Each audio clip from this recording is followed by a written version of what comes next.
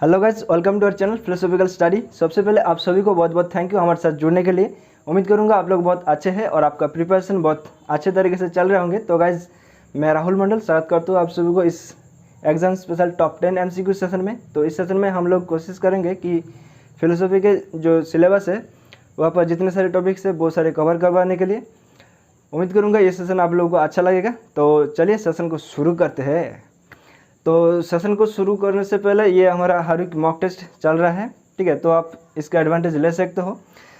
Description box पर जाओ, वहाँ पर आपको रजिस्ट्रेशन का लिंक मिलेगा, जाकर आप लोग चेक करो, ठीक है। और ये एग्ज़ाम दिसंबर एग्ज़ाम जितने तारीख तक होता है, ठीक है, उतना तारीख तक ये एग्ज़ाम चलता रहेगा। तो आप इसका एडवांटेज ले सकते हो। और ये हमारा फिलोसॉफिकल स्टडी टेलीग्राम चैनल है, ठीक है, इसको भी ज्वाइन कर लो। यहाँ पर भी क्विज होते हैं सुबह 8 से 8:30 बजे तक, पेपर 1 और पेपर 2 दोनों की। तो आप इसका एडवांटेज ले सकते हो, ये बिल्कुल फ्री है, ठीक है। और उसके साथ साथ हमारा ये official Facebook page philosophical study, इसको भी लाइक, फॉलो और शेयर कर दीजिए अपने दोस्तों के साथ। तो चलिए सेशन को शुरू करते हैं। तो फर्स्ट क्वेश्चन आपके सामने स्क्रीन पे ये रहा। Names gives us universals which are purely imaginary, illusory and negative. तो the view is propounded by, मतलब नाम सामान्य का अवरोध कराते हैं जो शुद्ध रूप से कल्पना प्रसूत, भ्रमात्मक और निरोधात्मक है। तो ये मत प्रतिपादित किया गया है ऑप्शन 1 धर्मकीर्ति द्वारा, ऑप्शन 2 दिग्नांग द्वारा, या फिर ऑप्शन 3 प्रभाकर द्वारा, या फिर ऑप्शन 4 कमलशील द्वारा। तो फ्रेंड्स, पहले आप वीडियो को पॉज करें, उसके बाद अपना जो आंसर है वो भेजते रहिए और उसके बाद हमारे साथ आंसर को मैच कीजिए, तो आपको और अच्छे से समझ में आ जाएगा। तो फ्रेंड्स, ये एक स्टैटिक क्वेश्चन है, आप लोगों को एज इट इज़ याद रखना होगा। और इस क्वेश्चन का जो सही आंसर होगा वो है दिग्नांग। तो names gives us universals which are purely imaginary, illusory and negative, this view is propounded by Dignaga. Okay, तो ऑप्शन 2 ये हमारा करेक्ट आंसर है। ओके, अब अगले क्वेश्चन पे आते हैं। जब द्रव्य अस्तित्ववान नहीं है तो गुण जो इन पर आश्रित है वो भी अस्तित्ववान नहीं है। तो ये मत किसका है? तो when substance does not exist, the qualities which dependent on it also do not exist. तो is the view held by option 1 Jainas, option 2 Nayaikas, option 3 मीमांसकास, या फिर ऑप्शन 4 बुद्धिस्ट। ओके, तो ये भी एक स्टैटिक क्वेश्चन है। तो आप लोग जहाँ पर स्टैटिक नोट्स बना रहे हो, ठीक है, तो वहाँ पर लिख लो, ये ऐड कर लो कि ये जो जब द्रव्य अस्तित्ववान नहीं है तो गुण जो इन पर आधारित होता है, आश्रित है, ठीक है, वो भी अस्तित्ववान नहीं है। ये मत बौद्धों के द्वारा दिया गया था, ठीक है। तो ऑप्शन 4 बुद्धिस्ट ये हमारा करेक्ट आंसर हो जाएगा। ओके, तो when substance does not exist, the qualities which dependent on it also do not exist, this view is held by Buddhist, ठीक है। अब अगले क्वेश्चन पर आते हैं। Accepted and confirmed by the Jain school of thought, which of the following does not belong to the category of त्रिरत्न। जैन विचार संप्रदाय द्वारा स्वीकार्य और समर्थित निम्नलिखित में से त्रिरत्न कौन सा श्रेणी नहीं है? ठीक है, तो यहाँ पर नॉट लिखा हुआ है। तो ऑप्शन 1 सम्यक ज्ञान, ऑप्शन 2 सम्यक चरित्र, ऑप्शन 3 सम्यक प्रयास, या फिर ऑप्शन 4 सम्यक दर्शन। यस, तो जैन दर्शन ने त्रिरत्नों को एक्सेप्ट किया है और वो कौन कौन सा है? सम्यक ज्ञान, सम्यक दर्शन और सम्यक चरित्र, ठीक है। तो यहाँ पर देखो ऑप्शन 3 सम्यक प्रयास ये तो नहीं है, राइट। तो ऑप्शन 3 ये हमारा करेक्ट आंसर हो जाएगा। ओके, अब नेक्स्ट क्वेश्चन पे आते हैं। ख्याति कोई एक ज्ञान नहीं है अपितु दो असंबंध अबाधों का समुच्चय है। तो ये मत प्रतिपादित किया गया है। तो ख्याति is not an unitary knowledge but is an composite of two unrelated cognitions, is the view propounded by option 1 Prabhakar, option 2 कुमारिला, option 3 Ramanuja, या फिर ऑप्शन 4 उद्धतकर। ओके, तो ये भी ऐड कर लो अपने स्टैटिक नोट्स पर, ठीक है। तो ये भी एक स्टैटिक क्वेश्चन ही है और इस क्वेश्चन का जो सही आंसर होगा वो है ऑप्शन 1 प्रभाकर द्वारा, ठीक है। तो प्रभाकर ने ये खेती के बारे में कहा है कि खेती कोई एक ज्ञान नहीं है, ये अपितु दो असंबंध अबाधों का समुच्चय है, ओके, अनरिलेटेड कॉग्निशन। ओके, तो option 1 is the correct answer. अब नेक्स्ट क्वेश्चन पे आते हैं। Which one of the following represents novelty as the feature of knowledge according to पूर्व मीमांसा? तो पूर्व मीमांसा के अनुसार निम्नलिखित में से कौन ज्ञान का नवीनता को सूचित करता है? तो ऑप्शन 1 यथार्थ मीन यथार्थ, ऑप्शन 2 बाधक ज्ञान रहित, ऑप्शन 3 अग्रहिता ग्रही, या फिर ऑप्शन 4 कारण दोष रहित। ओके, तो पूर्व मीमांसा के अकॉर्डिंग जो नॉलेज है वो देखो यथार्थ ये तो बिल्कुल होना चाहिए, बाधक ज्ञान रहित ये भी है, राइट, और कारण दोष रहित ये भी है। तो ये सारे पुराना है। तो नया क्या है? नया अग्रहिता ग्राही, राइट। तो ये वर्ड आप लोगों ने नया नया लग रहा है ना। तो ऑप्शन 3 तो ये हमारा करेक्ट आंसर हो जाएगा। ओके, तो ऑप्शन 3 ये हमारा करेक्ट आंसर है। अब नेक्स्ट क्वेश्चन पे आते हैं। The term yoga in Bhagavad Gita has not been used in the sense of. तो भगवद गीता में योग शब्दों का प्रयोग इस आशय से नहीं किया गया है कि ऑप्शन 1 समत्व, ऑप्शन 2 कौशल, ऑप्शन 3 कर्म, या फिर ऑप्शन 4 क्रिया। तो देखो भगवद गीता में योग शब्दों को तो समत्व कौशल ये तो क्या है, तो अब कन्फ्यूज़न ये है कि कर्म होगा या फिर क्रिया। ठीक है, तो इस क्वेश्चन का जो सही आंसर होगा वो है ऑप्शन 4 क्रिया। तो क्रिया के सेंस में ये योग को इस्तेमाल नहीं किया गया है, ठीक है, वो कर्मों के हिसाब से किया गया है। तो आप लोग कमेंट सेक्शन पर ये बताओ कि कर्मों और क्रिया के बीच क्या डिफरेंस है। ठीक है, तो ऑप्शन 4 ये हमारा गलत है। अब नेक्स्ट क्वेश्चन पे आते हैं। धर्म घर के लिए आतुरता है, तो ये दावा किसके द्वारा किया गया था? तो religion is a homesickness stated by option 1 Radhakrishnan, option 2 Vivekananda, option 3 Tagore, या फिर ऑप्शन 4 गांधी। तो फ्रेंड्स ये भी एक स्टैटिक क्वेश्चन है, ठीक है, और बहुत ही सिंपल सा क्वेश्चन है। तो आप लोग एज इट इज़ याद रखो, ये टैगोर के द्वारा कहा गया था, राइट, कि religion is a home sickness, मतलब धर्म घर के लिए आतुरता है।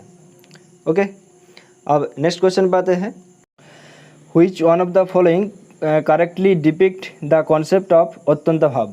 तो निम्नलिखित में से कौन सा अत्यंत भाव की संकल्पना को सही तरह से उद्घाटित करता है? तो option A total absence of colour in air, मतलब वायु के रंग का पूर्ण अभाव, option be the absence of a relation between two things in the past present and future, मतलब दो वस्तुओं के बीच भूत वर्तमान और भविष्य में संबंध का अभाव, या फिर option see the absence has a beginning but does not have an and, मतलब इस अभाव का एक आरंभ होता है किंतु अंत नहीं होता है। तो फ्रेंड्स न्यायवैशेषिक फिलोसफी के अकॉर्डिंग अभाव ये एक कैटेगरी है, ठीक है, और अभाव के दो टाइप्स में डिवाइड किया है, संसर्ग अभाव और अनन्य भाव, ठीक है, और संसर्ग अभाव को 3 टाइप्स में डिवाइड किया है, प्रागभाव, ध्वंसाभाव और अत्यंत भाव। तो यहाँ पर क्वेश्चन में अत्यंत भाव से पूछा गया है, और ये वर्ड सुन के आपको याद में आना चाहिए कि ये तो सब समय जो अभाव रहेगा, ठीक है, ये भूत भविष्य और वर्तमान, ठीक है, ये 3 कालों में जो अभाव रहेगा वो अत्यंत भाव होगा, ठीक है। तो देखो ऑप्शन बी ये तो करेक्ट है। अब देखो option A total absence of colour in air, तो एयर के जो कलर होते हैं वो तो चिरकालीन है, राइट, वो त्रिकाल में रहता है, राइट, तो ये भी सही है। तो ए और बी, ठीक है, तो कहाँ पर है? देखो ऑप्शन 2, और ऑप्शन सी पर क्या है कि this absence has a beginning but does not have an and, तो ये प्रागभाव हो जाएगा, राइट। तो ऑप्शन 2 ये हमारा करेक्ट आंसर हो जाएगा। ओके, तो अब नेक्स्ट क्वेश्चन पे आते हैं। Truth is a necessary constituent of a systematically coherent whole can be ascribed to, तो सत्य प्रणालीबद्ध शक्त समग्रता का एक अनिवार्य संगठक है, तो ये मत हो सकता है। तो option 1 pragmatic theory of truth, मतलब सत्य के व्यवहारवादी सिद्धांतों का, option 2 correspondence theory of truth, मतलब सत्य के संवाद सिद्धांतों का, या फिर option 3 coherence theory of truth, मतलब सत्य के संसक्ता सिद्धांतों का, या फिर option 4 relational theory of truth, मतलब सत्य के संबंधमूलक सिद्धांतों का। तो फ्रेंड्स अगर आप लोगों ने क्वेश्चन को ध्यान से देखा है तो आप लोगों को कीवर्ड नज़र में आना चाहिए कि यहाँ पर कोहेरेंट होल लिखा हुआ है, राइट। अगर हिंदी में देखो तो संसक्त समग्रता, ठीक है। तो ऑप्शन पर देखो option 3 coherent theory of truth, या फिर सत्य के संसक्त सिद्धांतों का, राइट। तो ऑप्शन 3 ये हमारा करेक्ट आंसर हो जाएगा। और ये कोहेरेंस थ्योरी ऑफ ट्रूथ के बारे में एक ग्रंथ लिखा है, मतलब the book called coherence theory of truth written by Ralph C.S. Walker. ठीक है, तो ये भी याद रखो। अब देखो यहाँ पर, तो a coherence theory of truth states that the truth of any proposition consist in its coherence with some specified set of propositions. Okay, तो the coherence theory differs from its principal competitor the correspondence theory of truth in 2 essential respect. ठीक है, तो ये तो simple सा है। अब आज इस सेशन का लास्ट क्वेश्चन है, which one of the following is stand point of anti realism. तो निम्नलिखित में से कौन सा मत अवस्तुवादियों का है। ठीक है, तो option 1, there is no guarantee that every declarative sentence is determinately true और फॉल्स। मतलब इस बात की कोई गारंटी नहीं है कि प्रत्येक घोषणा वाक्य निश्चित रूप से सत्य या असत्य होता है। या फिर option 2, every declarative sentence is determinately true और फॉल्स। मतलब प्रत्येक घोषणा वाक्य निश्चित रूप से सत्य या असत्य होता है। या फिर option 3, every declarative sentence is always true. मतलब प्रत्येक घोषणा वाक्य सदैव सत्य होता है। या फिर option 4, every declarative sentence is always false. मतलब प्रत्येक घोषणा वाक्य सदैव असत्य होता है। तो ये कौन सा होगा। तो ये एंटी रियलिज्म के बारे में पूछा है। ठीक है, तो option 1, there is no guarantee that every declarative sentence is determinately true और फॉल्स। क्यों? क्योंकि जो रियलिज्म होता है, ठीक है, वो तो सिर्फ और सिर्फ ट्रूथ के बारे में बात करते हैं, राइट। और जो एंटी रियलिज्म है, ठीक है, वो भी ट्रू के बारे में बात करते हैं, लेकिन वहाँ पर कोई गारंटी नहीं देता है, राइट। ये पार्शियली होते हैं, ये हो भी सकता है, ये नहीं भी हो सकता है। तो आप देखो यहाँ पर, तो realism asserts that all confirmed scientific theories are true or approximately true, and anti-realism is the view that scientific theories will always be approximately true or would not be true at all। ठीक है, तो यहाँ पर there is no guarantee that every declarative sentences is determinately true or false। ठीक है, okay, तो that's all. उम्मीद करूँगा ये सेशन आप लोगों को बहुत अच्छा लगा होगा। अगर इस सेशन से थोड़ा सा भी कुछ सीखा हो तो सेशन को लाइक करके अपने दोस्तों के साथ जरूर शेयर कीजिए। ओके, तो लास्ट में एक जोक्स याद आ गया है, तो आप लोगों के साथ शेयर कर देता हूँ। ठीक है, आपको भी अच्छा लगेगा। तो एक सुई है, ये तो सुई नहीं है, तो ये एक पेन है। तो एक सुई है, तो उसके अंदर से एक हाथी गुजर रहा था, तो आप उसको कैसे रोकोगे। तो हाथी के पूंछ में एक गांठ मार दो, वो अब कहीं भाग नहीं पाएगा। ठीक है, तो ये था। ओके, तो मिलते हैं अगले सेशन पर। तब तक के लिए हंसते रहे, मुस्कुराते रहे और चित्त को शांत रखकर अपने प्रिपरेशन को आगे लेकर चले। Thank you, bye bye, take care, ध्यान रखिएगा दोस्तों। जय हिंद, बाय।